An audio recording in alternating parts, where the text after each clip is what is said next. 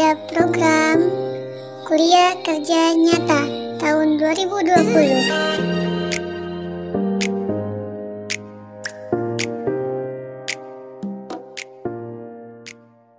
Assalamualaikum warahmatullahi wabarakatuh.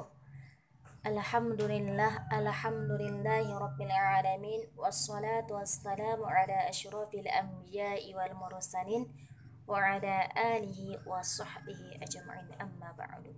Puji syukur kehadirat Allah subhanahu wa ta'ala yang masih melimpahkan rahmat dan hidayahnya kepada kita. Kemudian salawat dan salam ke baginda Rasulullah sallallahu alaihi wasallam yang berlapaskan Allahumma shalli wa sallim ala sayyidina Muhammad wa ala ali sayyidina Muhammad. Hadirin yang berbahagia, adapun tema saya pada kali ini adalah tentang kisah para sahabat yang berlomba-lomba dalam kebaikan. Dikisahkan bahwa orang-orang kafir dari kalangan muhajirin, sebagian kecil dari kaum Ansor, mereka tidak bisa memperbanyak amal kebaikan karena mereka tidak memiliki harta untuk diinfakkan. Padahal mereka selalu mendengar berbagai ayat dan hadis yang mendorong untuk berinfak, memuji orang-orang yang berinfak dan menjanjikan surga yang luasnya seluas langit dan bumi. Di satu sisi, mereka melihat saudara-saudara mereka yang kaya berlomba-lomba untuk berinfak. Ada yang menginfakkan seluruh hartanya dan ada yang menginfakkan separuhnya. Ada yang memberikan beribu-ribu dinar dan ada juga yang membawa tumpukan hartanya kepada Rasulullah. Lalu beliau mendoakannya, memintakan ampunan dari keridhaan dari Allah untuk mereka. Fenomena tersebut menggugah jiwa para sahabat yang miskin. Mereka berharap bisa mendapatkan kelebihan dan keutamaan sebagaimana yang diperoleh saudara-saudara mereka, bukan karena dengki dengan kekayaan yang dimiliki saudaranya, dan bukan semata-mata menginginkan kekayaan, tetapi didorong oleh rasa ingin berlomba-lomba dalam kebaikan dan mendekatkan diri kepada Allah Subhanahu wa Ta'ala. Mereka lalu berkumpul dan datang menemui Rasulullah Sallallahu Alaihi Wasallam.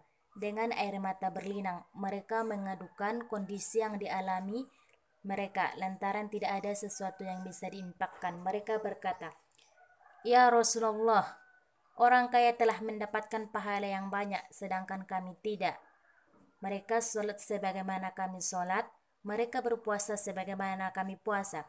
Tidak ada kelebihan sama sekali dalam hal itu. Akan tetapi, mereka lebih dari kami karena mereka bisa berinfak dengan kelebihan hartanya. Sedangkan kami tidak memiliki apapun untuk kami infakkan untuk menyusul mereka. Padahal kami benar-benar ingin mencapai kedudukan mereka. Apa yang perlu kami perbuat, ya Rasulullah?" Kemudian Rasulullah Shallallahu Alaihi Wasallam memahami keinginan mereka yang begitu kuat untuk mendapat derajat yang tertinggi di sisi Rabb-Nya. Dengan sangat bijak memberikan jawaban yang menyenangkan, yaitu dengan memberitahukan bahwa pintu kebaikan sangat luas. Ada beberapa amalan yang menyamai pahala yang berinfak, bahkan bisa melebihinya. Beliau bersabda, "Bukankah Allah telah menjanjikan untuk kalian apa-apa yang bisa kalian sedekahkan?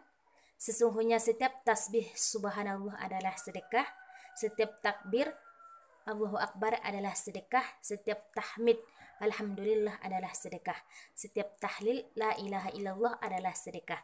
Menyeru kepada kebaikan adalah sedekah, mencegah dari yang mungkar adalah sedekah, dan bersetubuh dengan istri juga sedekah." Mereka bertanya, "Wahai Rasulullah, apakah jika di antara kami menyalurkan hasrat biologisnya kepada istrinya juga mendapat pahala?" Beliau menjawab, "Bukankah jika menyalurkan pada yang haram akan mendapat dosa? Maka demikian pula jika ia menyalurkannya pada tempat yang halal, ia akan mendapat pahala." Hadis riwayat Muslim.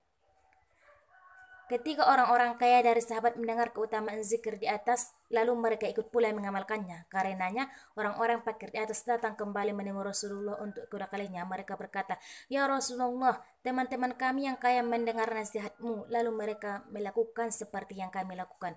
Rasulullah SAW menjawab, "Auzubillahi minasyaitonirrajim. Dzalika fadlullahi yu'tihi man yasha. Itulah karunia Allah yang diberikan kepada siapa saja yang dikehendakinya. Subhanallah, begitu luar biasa keadaan para sahabat Nabi Shallallahu Alaihi Wasallam. Maka pantaslah jika Allah memilih mereka untuk menemani nabinya dan memberikan jaminan keriduan dan kedudukan mulia di sisinya.